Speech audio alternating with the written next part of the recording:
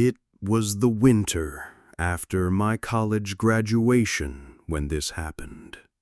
I was 22, newly employed at a marketing firm in Denver, and barely scraping by on my starting salary. Rent in the city was brutal, so I settled for a run-down one-bedroom apartment in an old brick building on the edge of downtown. The place had character, sure, but it also had thin walls, rattling pipes, and hallways that always seemed too dark for comfort. I told myself it was fine, it was temporary, just a stepping stone until I could afford something better. For the first month, nothing seemed unusual. I worked long hours, came home exhausted, heated up some frozen meal, and fell asleep with the TV flickering in the background. But little by little, I began to notice things I couldn't quite explain. It started with noises. At first, just soft scraping sounds in the walls, like rodents. The landlord swore the building had been treated recently, but the noises persisted. They didn't sound random either. Sometimes, late at night, I'd hear slow, deliberate tapping. Tap, tap, tap, coming from inside the wall directly behind my bed. Other times, it was footsteps in the hallway outside my door. Heavy, dragging steps that stopped just short of my apartment and then didn't move for minutes at a time. I'd lie there, frozen, staring at the shadow under the door, too terrified to look through the peephole. Then came the first real sign that something was wrong. One Saturday morning, I went to grab my mail. My mailbox was empty, except for a single folded sheet of paper. No envelope, just a handwritten note that said, "I like the blue shirt." That stopped me cold.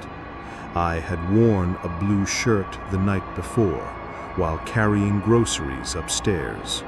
My stomach sank as I realized someone had been watching me closely enough to notice details like that. I threw the note away, trying to convince myself it was some weird prank, but I couldn't shake the paranoia. I started double-locking my door, pulling the blinds tight, and avoiding the hallway whenever I could. Still, the signs kept coming. One night, after staying late at work, I returned home to find my apartment door slightly ajar. I know I had locked it that morning.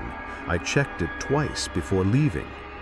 Inside, nothing seemed stolen, but the closet door in my bedroom was wide open, even though I never leave it that way. On the floor was a cigarette butt, still faintly smelling of smoke. No one in the building smoked. I reported it to the landlord, but he brushed me off, saying maybe maintenance had come by and forgotten to close up. But maintenance never leaves cigarette butts behind. That week, I barely slept. Every creak, every gust of wind rattling the windows made my heart race. I started hearing whispers in the vents at night, faint, breathy murmurs that faded as soon as I sat up in bed. The worst was what I found on my window. It was a bitterly cold morning, frost clinging to the glass. I wiped it with my sleeve and saw, clear as day, a smudge shaped like a handprint on the outside. 5 fingers pressed flat as if someone had been leaning in, watching while I slept. I broke down and called the police.